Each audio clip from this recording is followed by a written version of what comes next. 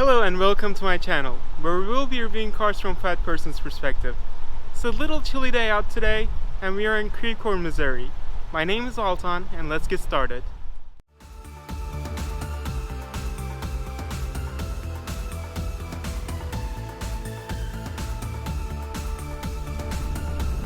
Yeah, will you bet? Thank you all of you for watching. It's been a slow start, but I'm hopeful it will get better. Unfortunately, we did not get to 100 subscribers last week. Let's try to get there this week. Today we'll be reviewing a 2021 Chevy Blazer, courtesy of Weber Chevrolet. If you are looking for a new ride and you are in St. Louis area, come see my friends here in Weber Chevrolet in Creve Coeur, Missouri. I guarantee you will be happy. Their number is 314-567-3300. Alright, I'm 5'10" and weigh 300 pounds, so how comfortable is this car? Let's start by getting in and out.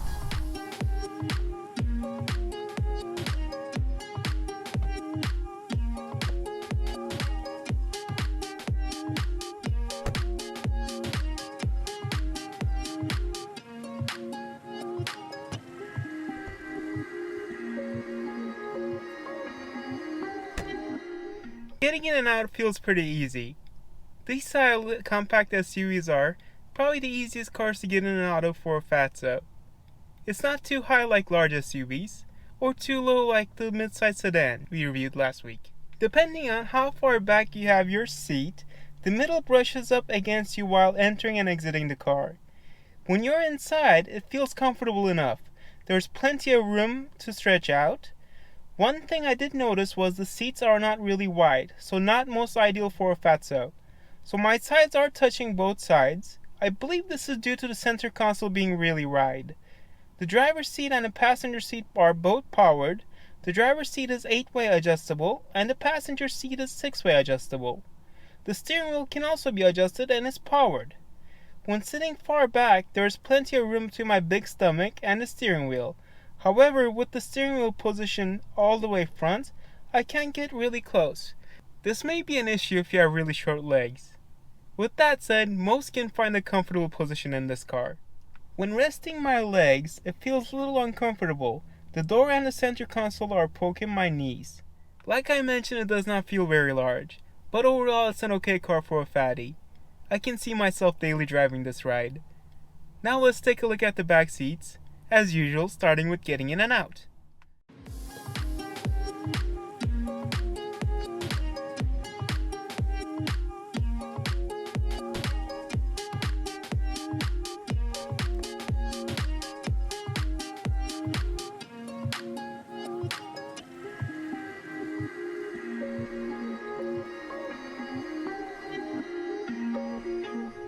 Getting in and out of the back seat is not easy. But it's never easy for a fatty. When you try to get in by sitting down first, you really have to pull your legs back to get in. I find that it's more comfortable if you get in by getting your legs in first. Once you're inside, with the front seat all the way up, there's plenty of room to stretch out. It's almost as comfortable as the front seats. My side is touching the door, but it's not too bad. The center seat comes down, and it's not too large, so my fat butt is not pushing against it.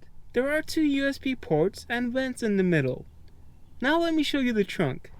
This car has a 30.5 cubic feet of trunk space and up to 64 cubic feet with the rear seats folded down. As you can see, even a fat guy like me can fit in the trunk. Now we know how comfortable this car is and how much space it has. Let's go over its features as well as other available options for this car. The Blazer is offered with 6 different trims and 8 different color options. The available trims are L, 1LT, 2LT, 3LT, RS, and the Premier. The L starts from $29,795 and all the way up to $43,895 for the Premier. Today we will be reviewing the Premier all-wheel drive model. The all-wheel drive costs an additional $2,850. And this car has an optional 3.6-liter V6 engine that produces 308 horsepower and 270 foot-pounds of torque. And the option costs an additional $1,150.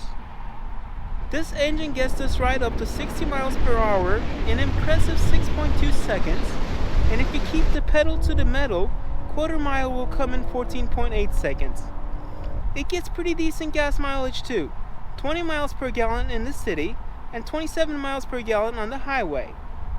The technology on the Premier are partial digital instrument cluster, 8-inch infotainment screen, heated and ventilated seats, heated and powered steering wheel, push button start, remote start, and a power hands-free lift gate. Some of the safety features are lane change alert with side blind zone alert, lane keep assist, forward collision alert with automatic emergency braking, automatic high beams. Some of the optional packages this car has are driver confidence package for an additional $1,650, which includes rear camera mirror, wireless charger, adaptive cruise control, and HD surround vision. And lastly, we have the panoramic power sunroof with power sunshade feature for an additional $1,595. You can also add some other packages like Hit the Road or Sport package. Now let's take a closer look at some of the technology in this car, starting with the partial digital instrument cluster. First we have the Sport view, or you can change it to Touring view. I think they both look pretty good, but I do like the Sport view better. On your main screen, you can choose up to 15 different informations to display. These are the 15 that you can choose from, like speed, tire pressure, and driver assistance. The next view is your audio, and it will display what is playing.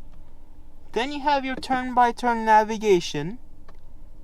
After that, you have your phone screen. And lastly, you have the display settings on this car. Now let's take a quick look at the infotainment system. This time I'm going to show you some of the options this car has, as we did do a review of Camaro, which is really similar to the infotainment system in this car. Okay, let's start with the settings. You have your system settings where you can change the language, Wi-Fi hotspot, display, and sound.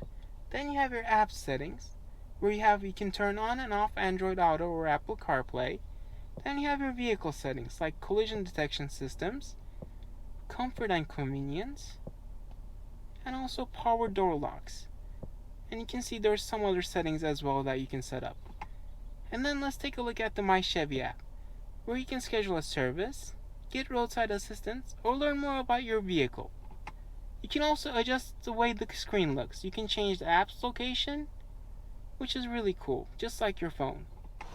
This car is loaded with cool features, especially the adaptive cruise control, where it will adjust the speed of your vehicle depending on the car in front of you. Alright, I'm giving it a fat score of 7 out of 10. With that said, we're at the end of today's video. I hope you enjoyed it. If you did, please give it a big fat like, and please subscribe. See you on the next video. Goodbye.